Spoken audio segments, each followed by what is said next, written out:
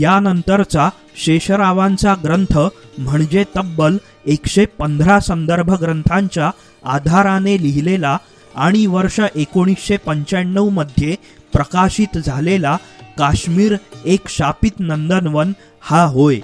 या ग्रंथाचा हेतू काश्मीर प्रश्न मुळात काय आहे आणि तो का सुटत नाही याचे सत्यकथन करणे हा आहे।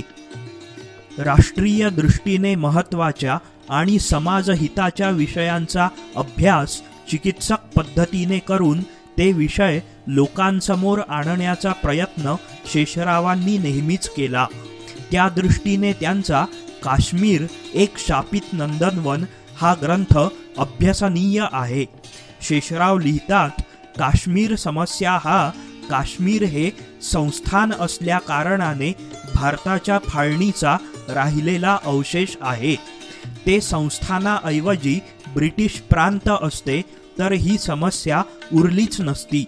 पंजाब व बंगालप्रमाणे त्याचीही फाळणी करून काँग्रेसच्या नेत्यांनी हिंदू भाग भारतात घेऊन व मुस्लिम भाग पाकिस्तानला देऊन समस्या तेव्हाच मिटवली असती, पण नंतर हा प्रश्न भावनेचा बनला व काश्मीर हे बेमुदत शापित नंदनवन बनले।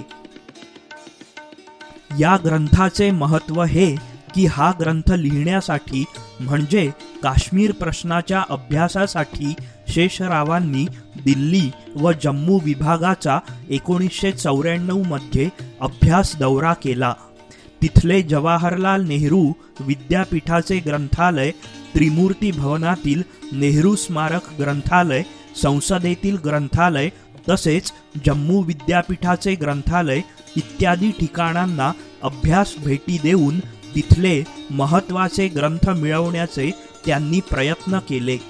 थोडी माहिती असेल तर त्या ग्रंथातील टिपणे काढणे व अधिक माहिती असेल तर तो भाग वा संपूर्ण ग्रंथच छायाचित्रित करून घेणे तसेच बाजारात उपलब्ध असणारे ग्रंथ विकत घेणे या पद्धतीने शेषरावांनी या ग्रंथासाठी आवश्यक असणारे संदर्भ साहित्य गोळा केले।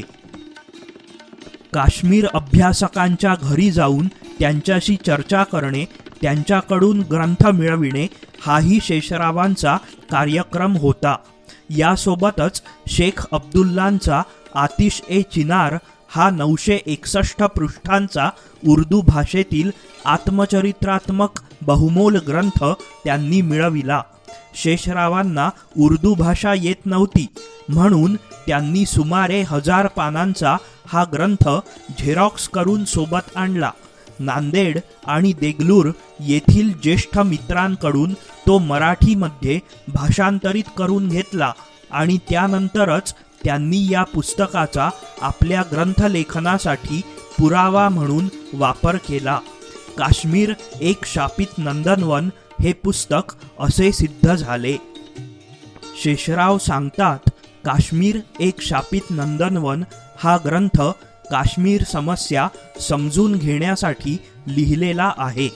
रोगाचे निदान करणे हा या ग्रंथाचा हेतू आहे। ती समस्या कशी सुटेल हे सांगणे हा या ग्रंथाचा हेतू नाही, किंबहुना ती समस्या वा प्रश्न सुटणे किती अवघड आहे व तो का सुटत नाही हे या ग्रंथावरून दिसून येईल।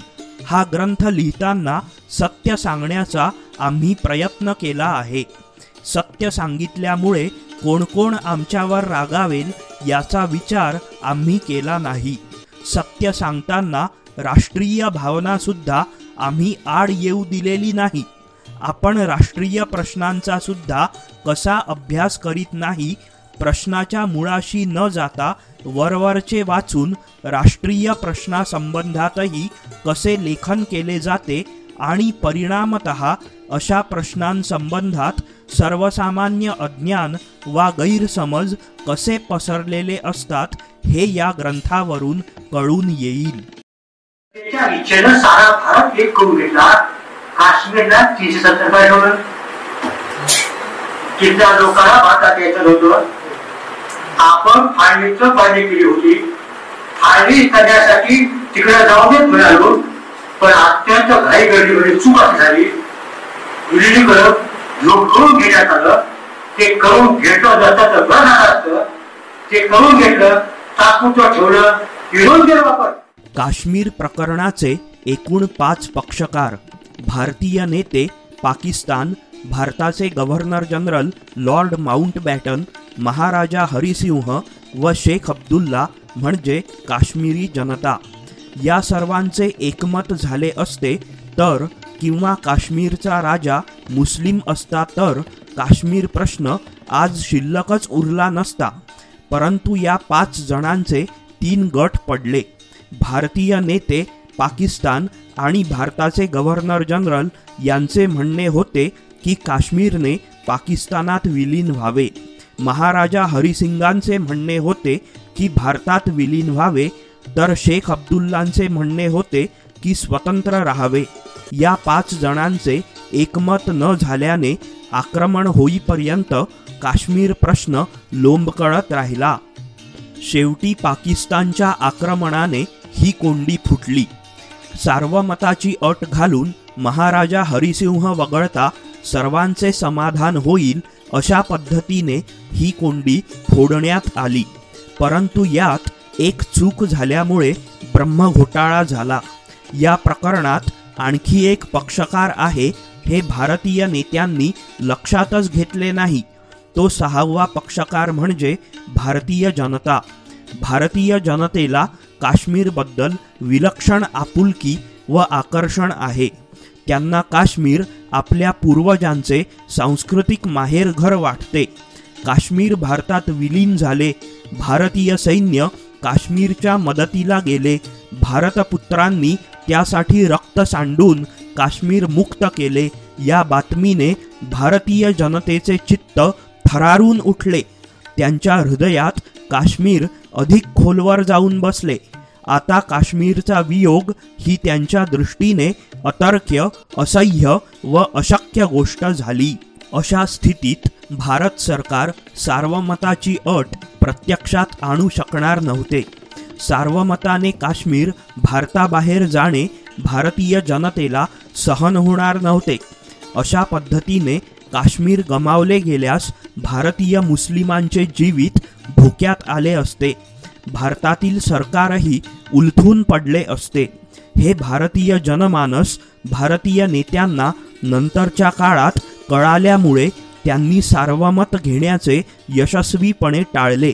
हे टाळण्यासाठी विविध कारणे त्यांनी पुढे केली, परंतु वरील खरे कारण कधीही त्यांनी अधिकृतपणे सांगितले नाही. आज परिस्थिती अशी आहे की काश्मीर खोऱ्यातील लोकांना भारतात राहावयाचे नाही.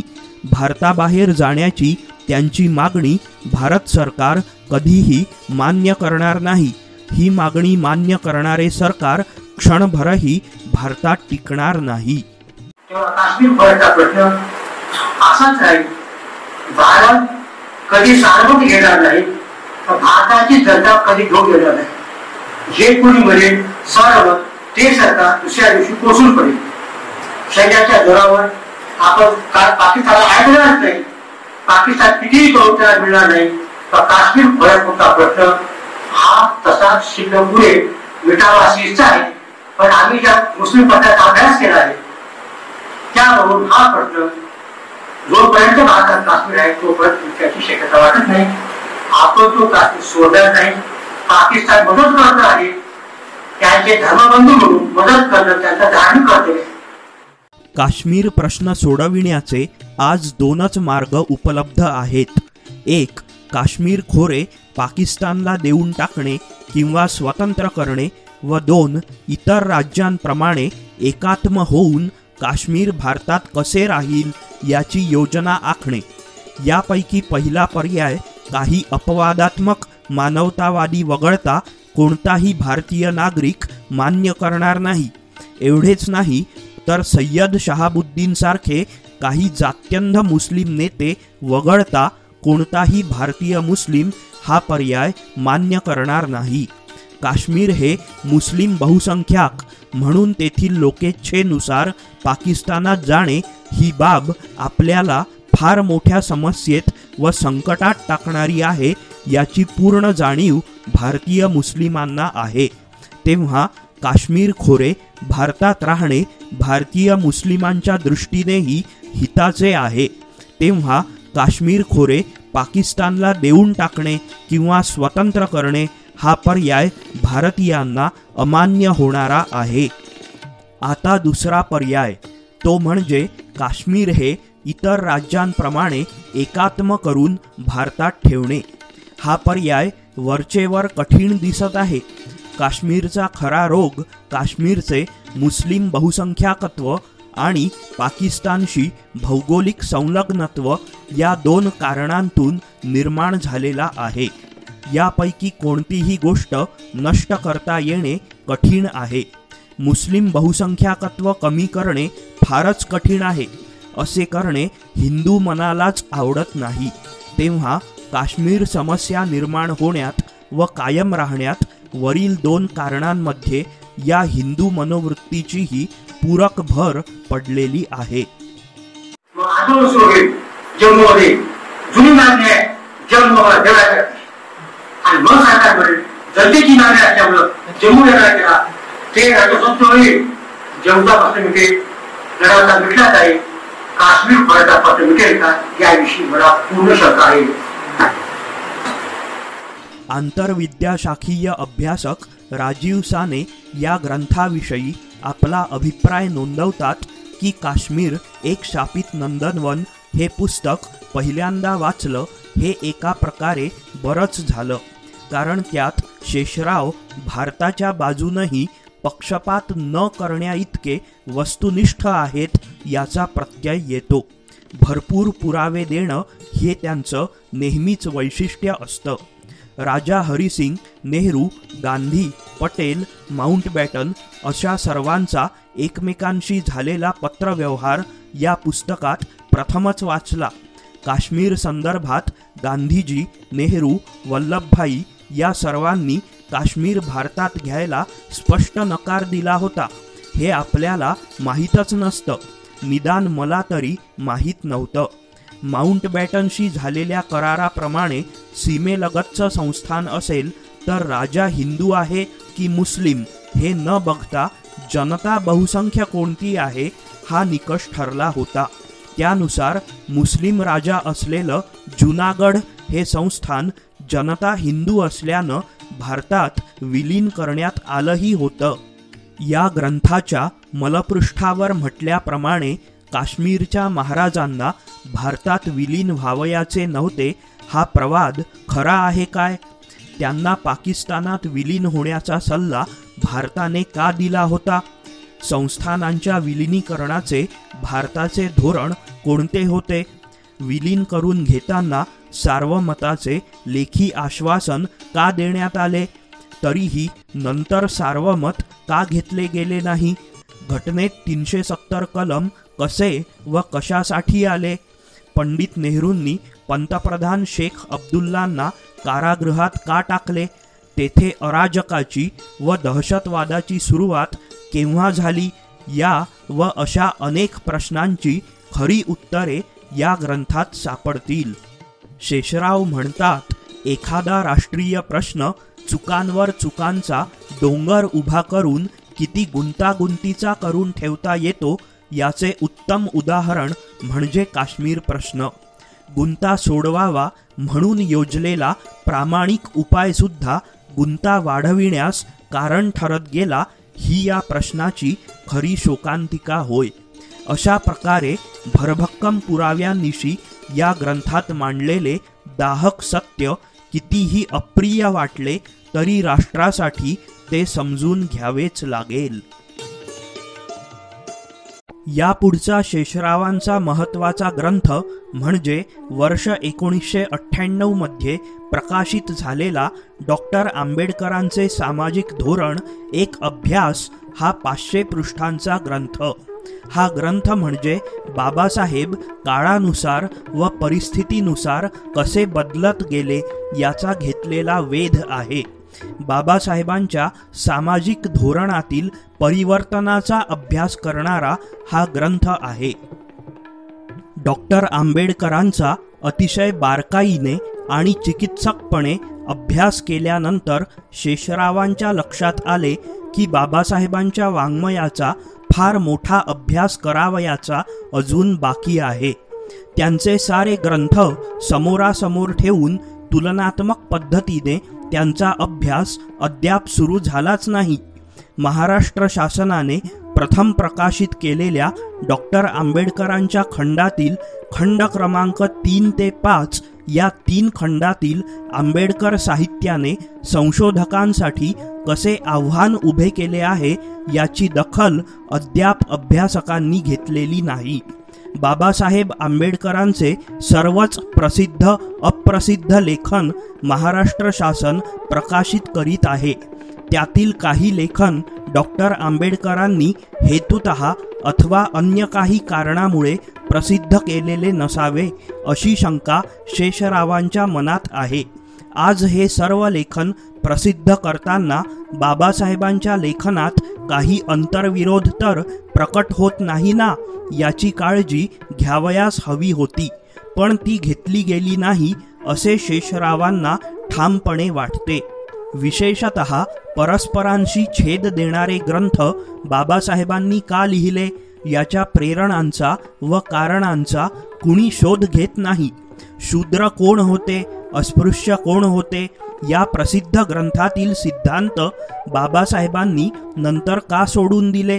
प्राचीन भारतातील क्रांती व प्रतिक्रांती, हिंदू धर्मातील कोडी, भगवान बुद्ध आणि त्यांचा धम्म इत्यादी समकालीन ग्रंथातील अनेक निष्कर्ष परस्परांना छेद देणारे आहेत असे का झाले? रिलिजन वेगळा व धम्म वेगळा अशी स्पष्ट भूमिका मांडून बौद्ध हा धर्म नसून धम्म आहे असे ठाम प्रतिपादन बाबासाहेबांनी भगवान बुद्ध आणि त्यांचा धम्म या ग्रंथातील एका प्रकरणात केले आहे. असे असताना याच ग्रंथात रिलिजन ऑफ बुद्धा असे उल्लेख असंख्य ठिकाणी का आले असावेत? त्या संपूर्ण ग्रंथात त्यांनी बुद्धांना लॉर्ड, ब्लेस्ड वन, तथागत ही विशेषणे लावली असताना फक्त एकाच पानावर 3 ठिकाणी बुद्धांना भगवान हे विशेषण कसे आले असावे? असे एक नाही तर शेकडो प्रश्न अभ्यासकांसमोर आज आव्हान देत उभे आहेत असे शेषरावांचे मत आहे. सावरकरांप्रमाणेच आंबेडकरांचाही चिकित्सक अभ्यास करण्याचा आणि त्यांच्यावर ग्रंथ लिहिण्याचा आपल्याला हक्क आहे असे समजून शेषरावांनी तोही अभ्यास केलेला आहे. शेषराव आपल्या ग्रंथाविषयी म्हणतात की या ग्रंथात मी असा एक मुद्दा उपस्थित केला आहे की महाराष्ट्र शासनाने बाबासाहेबांचे जे अप्रकाशित असलेले साहित्य खंड 3 ते 5 मध्ये पहिल्यांदाच प्रसिद्ध केलेले आहे ते अंतरिम स्वरूपाचे आहे व ते बाबासाहेबांनी आज आहे त्या स्वरूपात प्रसिद्ध केले नसते, करू दिले नसते. संपादक मंडळाने या दृष्टीतून न वाचताच हे वाङ्मय प्रकाशित करून एक प्रकारे बाबासाहेबांवर अन्याय केला आहे असे माझे मत मी ग्रंथात जागोजाग नोंदविले आहे. धर्मग्रंथातील वचनांचा अर्थ इतिहासातील घटनांचे अन्वयार्थ या अर्थाने बाबासाहेबांची इतिहास मीमांसा बदलत गेलेली आहे हे तर स्पष्टपणे कुणालाही दिसून येते. बदलांच्या कारणांचा शोध घेणे अभ्यासकाचे काम आहे. या ग्रंथाच्या दुसऱ्या विभागात असा प्रयत्न आम्ही केला आहे. नवा पुरावा सापडणे किंवा पूर्वीच्याच पुराव्याचा नवा अन्वयार्थ लावणे यामुळे असा बदल होऊ शकतो. तथापि निष्कर्ष बदलाच्या वेळेसच बाबासाहेब अशा प्रकारच्या नव्या पुराव्याची वा अन्वयार्थाची स्पष्टपणे नोंद करताना दिसत नाहीत. पूर्वीचा अमका निष्कर्ष या ठिकाणी अमुक कारणाने बदलण्यात आलेला आहे अशी नोंद करताना ते आढळत नाहीत. असे 2 निष्कर्ष शेजारी शेजारी ठेवून ते त्या बदलाच्या कारणाची चर्चा करीत नसल्यामुळे असा नवा पुरावा वा अन्वयार्थ ह्या संबंधात निश्चित अभिप्राय देणे कठीण होऊन बसते. म्हणून अशा बदलाकडे आम्ही धोरणातील परिवर्तनाच्या भूमिकेतून पाहण्याचा प्रयत्न केलेला आहे.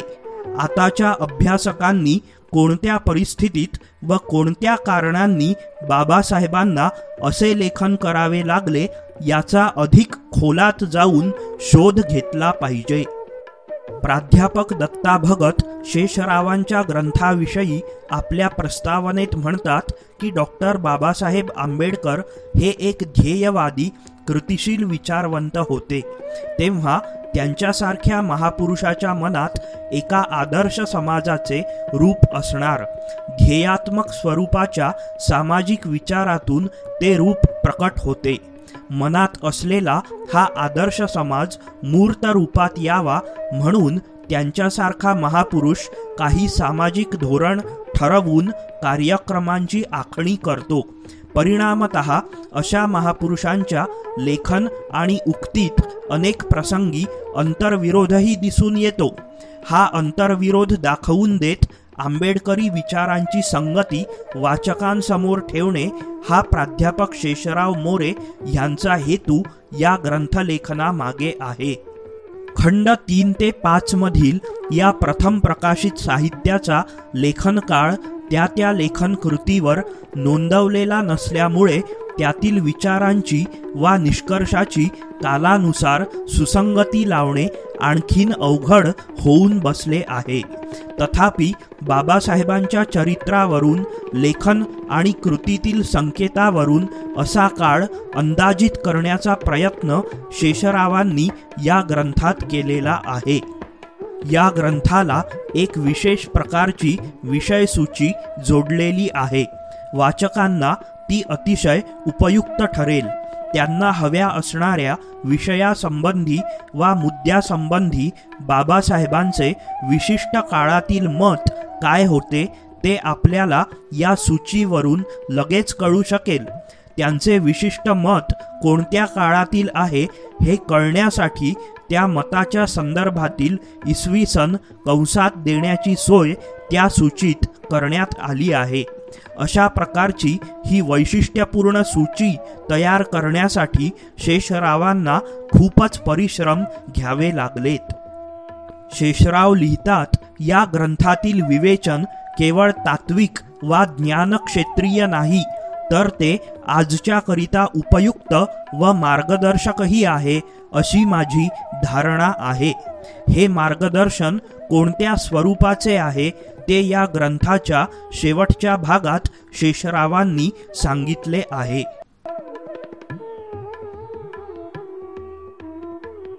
ग्रंथलेखन करतानाच दिवाळी अंकात आणि नियतकालिकांमध्ये विविध विषयांवर लेख लिहिण्याचे शेषरावांचे काम चालूच होते. आगरकरांच्या विचार कलहास का भीता या आवाहनास अनुसरून केलेल्या विचार प्रवर्तक लेखनाचा विचार कलह हा शेषरावांचा लेखसंग्रह अभिनव निर्माण प्रतिष्ठानने प्रसिद्ध केला आहे. या संग्रहात शेषरावांनी आपली स्वतःची धर्मविषयक भूमिका, अध्यात्म आणि विज्ञान, नेताजी आणि हिंदू मुस्लिम प्रश्न, सेक्युलरिझम, गांधीवाद, हिंदू समाजाचा स्वाभाविक पिंड इत्यादी विषय हाताळले आहेत. विचारकलहाप्रमाणेच वर्ष 1997 ते 2000 या कालावधीत सामना दैनिकात दर शुक्रवारी शेषराव अप्रियपण हे सदर लिहित असत.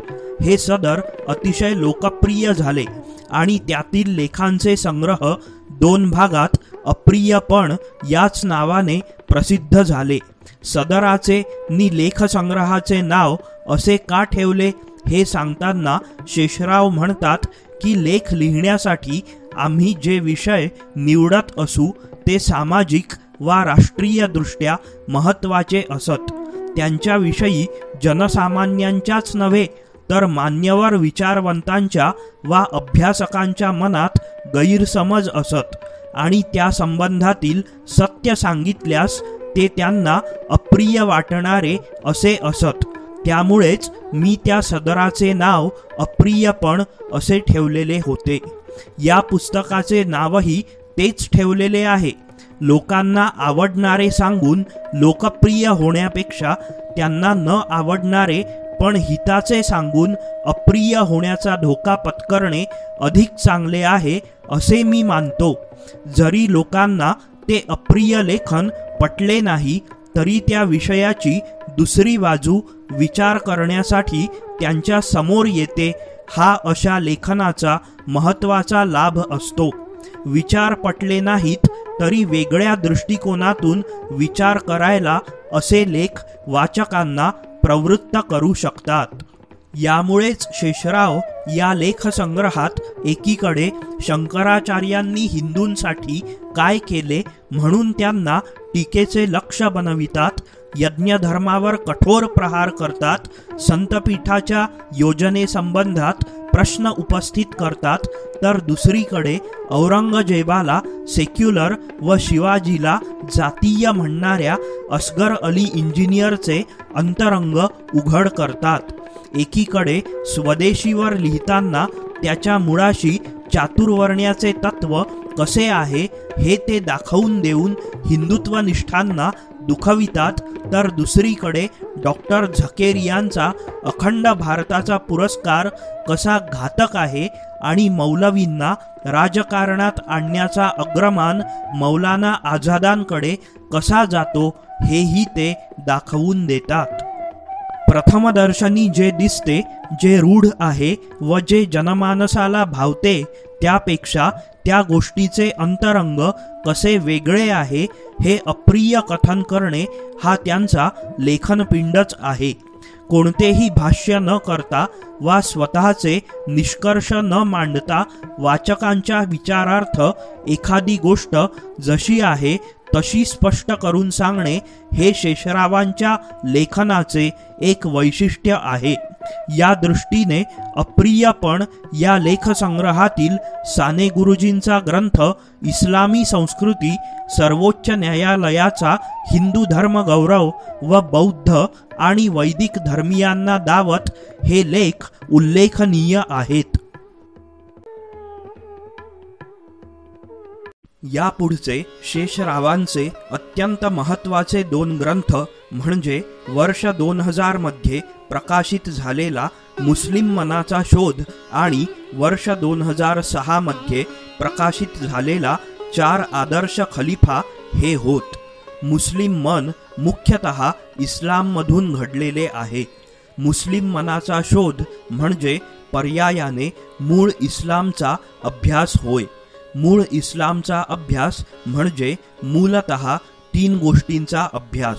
मुहम्मद पैगंबरांचे चरित्र, कुराण व हादीस या 3ही बाबी परस्पराधारित आहेत. या 3 विषयांचा अभ्यास म्हणजे इस्लामचा अभ्यास. मुस्लिमांच्या विचारांवर, आचारांवर, निर्णयांवर, मनावर या 3 बाबींचा खोलवर व कायमस्वरूपी परिणाम झालेला आहे. या 3ही बाबींचा एकत्रित अभ्यास केला तरच मूळ इस्लामचे सम्यक आकलन होऊ शकते. प्रेषितांनंतरच्या काळात इस्लाममध्ये अनेक पंथ निर्माण झाले, पण या सर्व पंथांना एकमताने मान्य असणारा हा मूळ इस्लाम प्रत्येकाने समजून घेणे काळाची गरज आहे. मुस्लिम मनाचा शोध हा अशा भूमिकेतून आणि अभ्यासातून लिहिला गेलेला ग्रंथ आहे. मुस्लिम मनाचा शोध विषयी सांगताना शेषराव म्हणतात, मला ग्रंथलेखनातील सर्वाधिक आनंद दिला तो मुस्लिम मनाचा शोध या ग्रंथाने. सर्वाधिक शारीरिक, बौद्धिक आणि मुख्य म्हणजे मानसिक शक्ती खर्च झाली ती या ग्रंथासाठी. इस्लामची मूळ शिकवण सांगणारा 784 पृष्ठांचा आणि 205 संदर्भ ग्रंथांच्या आधारे लिहिलेला हा ग्रंथ. विषय नाजूक, अभ्यास म्हणून कोणाही हिंदूने अद्याप हाती न घेतलेला विषय. सावधगिरी म्हणून अगोदर विक्रीसाठी नसणारी अभिप्राय आवृत्ती स्वखर्चाने काढली. मुस्लिम पंडितांना ती इतकी पसंत पडली की जमाते इस्लामी संघटनेच्या महाराष्ट्राच्या अध्यक्षांसह 5 मुस्लिम पंडितांनी 61 पृष्ठांचा अभिप्राय लिहून हा ग्रंथ सर्वांसाठी प्रसिद्ध करण्याचा आग्रह धरला. त्या अभिप्रायात त्यांनी लिहिले होते की एका बिगर मुस्लिम व्यक्तीने अथक परिश्रम करून इस्लामवरील शेकडो ग्रंथ विकत घेऊन वाचून हा अभ्यासपूर्ण ग्रंथ सादर केलेला आहे. त्याचा आदर करावा. मुस्लिम विचारवंतांना आणि विद्वानांनाही इस्लामचा अधिक खोलवर आणि चिकित्सक अभ्यास करण्यासाठी हा ग्रंथ कारणीभूत ठरावा. बिगर मुस्लिमांनी इस्लामचा अभ्यास करावा अशी आपली इच्छा असेल तर अशा अभ्यासू ग्रंथाचे आपण स्वागत आणि कौतुक करून त्यांना उत्तेजन दिले पाहिजे. शेषराव पुढे सांगतात, मुस्लिम पंडितांचा हा अभिप्राय माझ्या जीवनातला मोठ्या आनंदाचा भाग आहे. हा अभिप्राय एक ऐतिहासिक घटना ठरावी इतका मोलाचा आहे. इस्लाम विषयीच्या मुक्त बौद्धिक चर्चेचे दालन या अभिप्रायामुळे उघडे झालेले आहे. श्रद्धा ठेवा. अगोदर श्रद्धा ठेवला सत्कर्म करतोच माणूस. श्रद्धाहीनता म्हणजे कुफळता दुर्गुणाचा स्रोत आहे, अन्यायाचा स्रोत आहे. तेव्हा दारूचं उदाहरण घेऊ आपण. दारू पिऊ नये कुराण सांगतं, हदीस सांगतं, सगळीकडे आहे. दारू पिऊ नये हे कुराण सांगतं, पण ते सत्कर्म आहे का? समजा एक श्रद्धाहीन आहे, दारू पित नाही. त्याला विचारलं, दारू पितोस की नाही? पण पित नाही. किंवा दारू न पिणं सत्कर्म आहे का? नाही. उत्तर आहे, तू का पित नाही सांग. तो म्हणाला, डॉक्टरने सांगितलं मला दारू पिऊ नको, तो मरतोस तू. किंवा 2 ऑक्टोबर आहे, गांधी जयंती आहे, दारूबंदी आहे, मिळतच नाही, माझ्याकडे पैसा नाही. असले कोणतेच कारण इस्लामला चालत नाहीत. मुस्लिमाला विचारा, समजा दारू पित नाहीस, तू का पित नाहीस? अल्लाने सांगितलंय मला दारू पिऊ नको, त्याची आज्ञा म्हणून मी पित नाही, एवढंच कारण पाहिजे. कोणत्याच गोष्टीला कारण हेच पाहिजे तुम्हाला. ईश्वर भय आहे मला, अल्लाचं भय आहे मला, मी जर आज्ञा तोडली तर मला शिक्षा होईल म्हणून अल्लाच्या भयाखातं करतो आहे. अल्लाचं भय हा सगळ्या सत्काराचा पाय आहे. सत्कर्म म्हणजे काय? चांगलं काम कोणतं? सत्कार्य कोणतं? आपण आपल्या पद्धतीने सत्कार्य बघायचं नाही. सगळी इस्लामी भूमिकेने बघायला पाहिजे. मॉडर्न भूमिकेने त्याची भूमिका काय? तर सत्कार्य कशाला बनायचं? समजा आपण दारू पिऊ नये, हे सत्कार्य आहे का कुराणानुसार? कुराण सांगते की आधी पहिली अट आहे, सत्कार्य करण्याची पहिली अट आहे, त्यांनी श्रद्धा ठेवली पाहिजे. श्रद्धा ठेवल्याशिवाय सत्कर्म करू शकत नाही तुम्ही, अशी कुराणाची मूलभूत भूमिका आहे. या ग्रंथाची भूमिका मांडताना शेषराव लिहितात की भारतात सुमारे 1000 वर्षांपासून हिंदू व मुसलमान एकत्र राहत आले आहेत. त्यांचा परस्परांशी घनिष्ठ संबंध आलेला आहे. मुसलमानांनी या देशावर अनेक शतके राज्य केलेले आहे. या काळातही ते इस्लामचा आधार घेऊन वागत होते, राज्यकारभार करीत होते. त्यांच्या विचारांना, कृतींना, निर्णयांना ते इस्लामचाच आधार देत होते.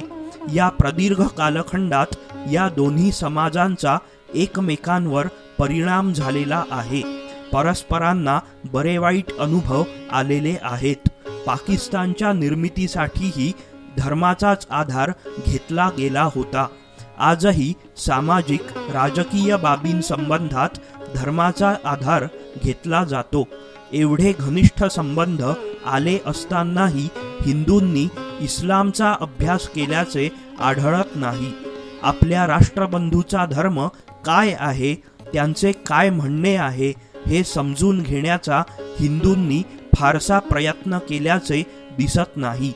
आज स्थिती अशी आहे की एखाद्या हिंदू अभ्यासकाने तटस्थपणे प्रेषितांचे चरित्र किंवा कुराणावरील भाष्य किंवा हदीसची ओळख या संबंधात एखादा अभ्यासपूर्ण ग्रंथ लिहिल्याचे आढळून येत नाही. एखादा हिंदू विद्वान किंवा प्राध्यापक इस्लामचा मुळातून अभ्यास करीत असल्याचे दिसत नाही. त्यामुळे इस्लामविषयी हिंदू लोकात कमालीचे अज्ञान आढळते. सामान्य जनताच काय, पण महाविद्यालयातील वा विद्यापीठातील संबंधित तत्वज्ञान, समाजशास्त्र, इतिहास इत्यादी विषयांच्या प्राध्यापकांनाही इस्लामची फारशी माहिती नसते. प्रेषितांचे जीवन, कुराण व हदीस हे तीनही इस्लामचे अंगभूत भाग परस्परावलंबी आहेत. प्रेषितांचे चरित्र वाचल्याशिवाय कुराणातील आदेशांचा संदर्भ लागत नाही आणि हदीसचा अभ्यास केल्याशिवाय कुराणातील संज्ञा व संकल्पना यांचा अर्थ कळत नाही. त्यामुळे हे तीनही विषय एकत्रितपणे व एकमेकांच्या प्रकाशात अभ्यासावे लागतात. पण दुर्दैवाची गोष्ट अशी की असा अभ्यास करणारा एखादा ग्रंथ लिहिण्याची इच्छा कोणाही हिंदूला झाली नाही, होत नाही. खरोखर हिंदू समाजाची ही उपेक्षा वृत्ती स्तंभित करणारी आहे. उपनिषद, गीता हे सगळे धर्मग्रंथ इस्लाम पूर्व काळातले आहेत आणि ह्या भारतातील साऱ्या धर्मग्रंथांनी असलं मन तयार केलेलं आहे हिंदूंचं की सारे धर्म सत्य सारखेच असतात. अनेक मार्ग आहेत जाण्याचे परमेश्वराकडं. परमेश्वर एकच आहे. तुमचा धर्म तुम्ही पाळा, आमचा मी पाळतो, सर्व धर्मात समान सत्यच राहतं, अशा प्रकारचा पक्का समज हिंदूचा झाल्यामुळं इस्लाम अभ्यास करायची काय गरज आहे अशा भूमिकेतून तो वाचला गेला नाही. अजूनही हिंदूचं हेच मत आहे, धर्म सगळे सारखे राहतात, चांगले राहतात, नीतिमत्तेगत आलेले राहतात आणि त्यांचे मौलवी किंवा धर्मबाटनं चुकीचा अर्थ काढतात.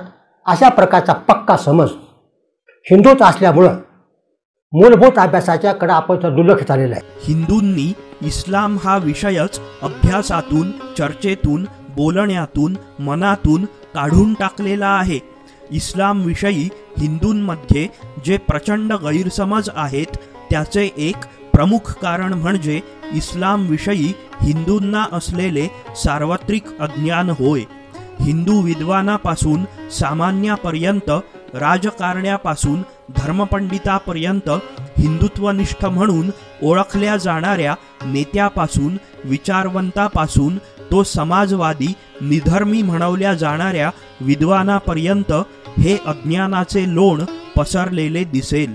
मुहम्मद पैगंबरांचे चरित्र किती हिंदू विद्वानाच्या घरात आढळेल? कुराणाची प्रत किती हिंदूंच्या घरी असू शकेल? हदीसचे तर नावच काढायला नको. महाराष्ट्रातील कोणत्याही विद्यापीठाच्या वा महाविद्यालयाच्या ग्रंथालयात हदीस आढळून येत नाही. हदीस वाचणारा मराठी हिंदू पंडित आम्हाला अद्याप भेटला नाही.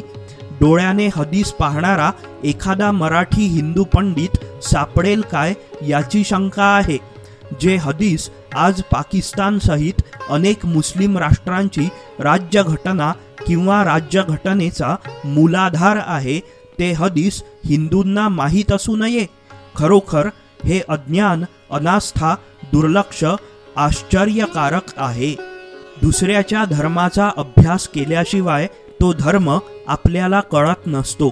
दुसऱ्याचा धर्म समजून घेणे व अभ्यासणे हे स्वतःचा धर्म पाळण्या इतकेच महत्त्वाचे व आवश्यक असते. विशेषतः बहुधर्मीय देशामध्ये तर हे अतिशय आवश्यक असते. धर्माधर्मातील भांडणे व संघर्ष बहुधा धर्माविषयीच्या समज गैरसमजातून निर्माण झालेली असतात. धार्मिक सामंजस्य, सामाजिक बंधुभाव, राष्ट्रीय एकात्मता साध्य करण्यासाठी एकमेकांच्या धर्मांना समजावून घेणे आवश्यक असते. सर्वसामान्य जनतेला हे शक्य नसले तरी त्यांच्यातील अभ्यासू लोकांनी, विद्वानांनी, नेत्यांनी तरी हा अभ्यास करणे आवश्यक आहे. परंतु दुर्दैवाने सर्वसामान्य हिंदूच काय, पण त्यांच्यातील अभ्यासूही आपले राष्ट्रबंधू असणाऱ्या मुसलमानांच्या धर्माचा अभ्यास करीत नाहीत. शेषराव पुढे म्हणतात की या साऱ्या अनास्थाजनक पार्श्वभूमीवर आम्हाला असे वाटले की आपण इस्लामचा अभ्यास करावा, नंतर तो आपणच हिंदूंना समजून सांगावा. हा ग्रंथ म्हणजे या दृष्टीनेच केलेला एक प्रामाणिक प्रयत्न आहे. मुस्लिम समाजाचे मन समजून घेण्यासाठी असा अभ्यास उपयुक्त आहे असे आम्हाला वाटते. या अभ्यासाचा उपयोग एकमेकांना समजून घेण्यासाठी व्हावा हाच हेतू व इच्छा आहे. भारत हा बहुधर्मीय देश आहे व पुढेही राहणार आहे. त्यामुळे धार्मिक सामंजस्यासाठी व राष्ट्रीय एकात्मतेसाठीही हा अभ्यास आवश्यक आहे. ही भूमिका सर्वजण समजून घेतील अशी आशा आहे. सहज आपल्याकडे सांगतो आपण की तुमचे मुस्लिमाचे पूर्वज हिंदू होते, हे गैर इस्लामिक इस्लामच्या माहीत नसत्यातून निघालेलं आहे. इस्लाम रक्ताचं नातं जाणत नाही. जाणतं केव्हा? दोघाचा धर्म एक पाहिजे मग जाणतं. मुस्लिम मनाचा शोध विषयी आपला अभिप्राय व्यक्त करताना थोर विचारवंत श्रीमा भावे लिहितात की अनेक हिंदुत्ववादी हे मुस्लिम धर्माविषयी आणि त्यांच्या विचारसरणीविषयी पूर्णपणे अज्ञानी असतात. शेषरावांचा हा विशेष आहे की जे आपले प्रतियोगी आहेत त्यांची पूर्ण माहिती त्यांनी मोठ्या कष्टाने करून घेतली आहे. नांदेडच्या पीपल्स कॉलेजमधील इतिहासाचे प्राध्यापक बालाजी चिरडे म्हणतात की मुस्लिम मनाचा शोध या ग्रंथावर शेषरावांनी 5 वर्षे प्रतिदिन 18 तास काम केले. एकतर इस्लाम हा विषय अत्यंत संवेदनशील, त्यात एक सावरकर अभ्यासक इस्लामवर लिहिणार, या सर्व बाबी रोमांचकारकच म्हणायला हव्यात. त्यांची अफलातून अशी अभिप्राय आवृत्तीची कल्पना जमाते हिंदच्या अभ्यासकांनी आपल्या मतभेदासह ग्रंथ प्रकाशित करण्यासाठी दिलेले 60 पृष्ठांचे अभिप्रायपत्र हे सगळे केवळ मोरेच करू शकतात. या ग्रंथातील त्यांचे हिमालयासारखे कष्ट पाहून कोणीही नतमस्तक होईल. मुस्लिम मनाचा शोध या ग्रंथाचा पुढचा भाग म्हणजे प्रेषितांनंतरचे पहिले 4 आदर्श खलिफा हा ग्रंथ होय. तब्बल 149 संदर्भ ग्रंथांच्या आधारे लिहिलेला हा ग्रंथ आरंभीच्या इस्लाम विजयाचा रोमांचकारी इतिहास आपल्यापुढे उलगडतो. प्रेषितांनंतर गादीवर आलेल्या 4 खलिफांनी प्रेषितांच्या मूळ शिकवणीशी विरोध येणार नाही अशा पद्धतीने इस्लाममध्ये भर घातली. या खलिफांचे जीवन, कार्य आणि शिकवण प्रेषितांच्या खालोखाल प्रमाण मानली जाते. प्रेषितांप्रमाणेच या 4 खलिफांनाही सर्व मुसलमान आदर्श मानतात. 1400 वर्षांपूर्वीची असली तरी या खिलाफतपासून आधुनिक काळातील मुस्लिमही प्रेरणा घेत असतात, आजच्या करताही आदर्श मानित असतात. अशा प्रकारे जगात मुसलमानांचे कितीही पंथोपपंथ वा गट असले तरी सर्वांना एकमताने मान्य असणाऱ्या इस्लामची शिकवण, मुस्लिम मनाचा शोध आणि 4 आदर्श खलिफा या 2 ग्रंथात विवेचिली आहे.